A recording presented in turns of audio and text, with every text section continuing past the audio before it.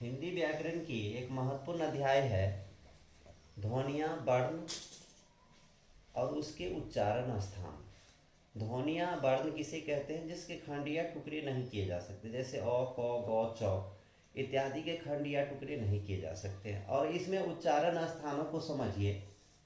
उच्चारण स्थान क्या होते हैं? जहाँ से ये बोले जाते हैं।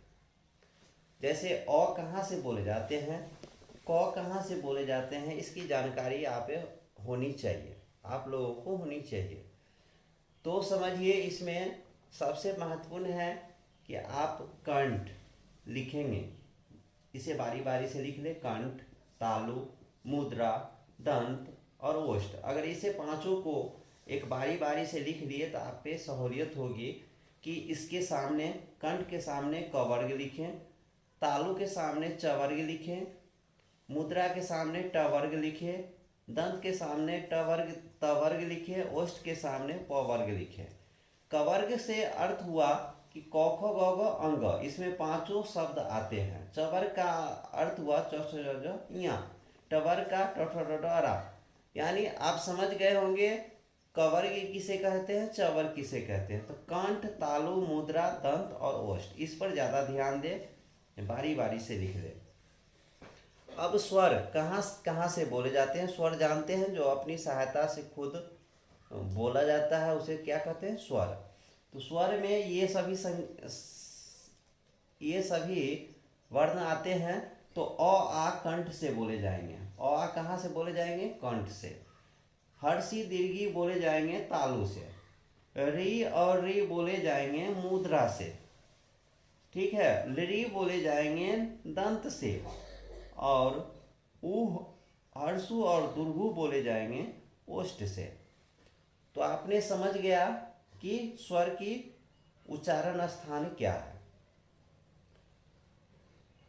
और इसके बाद प वर्ग तक अगर हो गया है तो आप योरल का जानिए कि कंठ को छोड़ करके आप यहाँ से तालु से स्टार्ट करेंगे, तालब स, मुद्रा से मूर्धन स और दंत से दंत स का उच्चारण स्थान है। उसी के सामने य, र और ल तीनों लिख दे।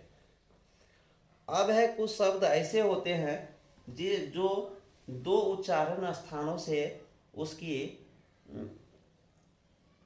दो उच्चारण स्थानों से वह शब्द बोले जाते हैं। जैसे वह कहाँ से बोले जाएंगे?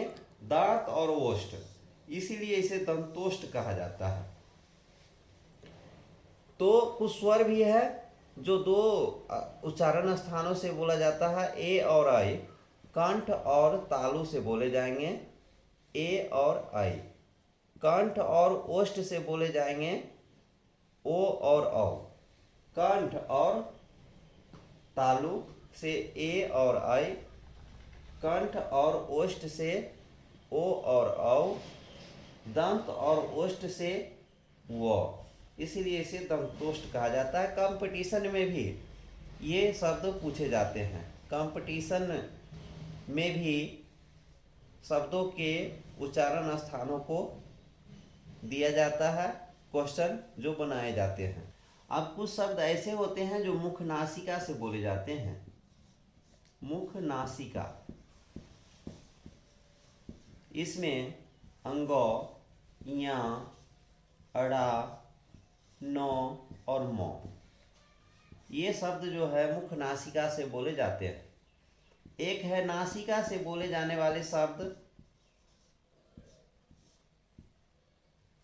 अंगो, नासिका से बोले जाते हैं अंगो।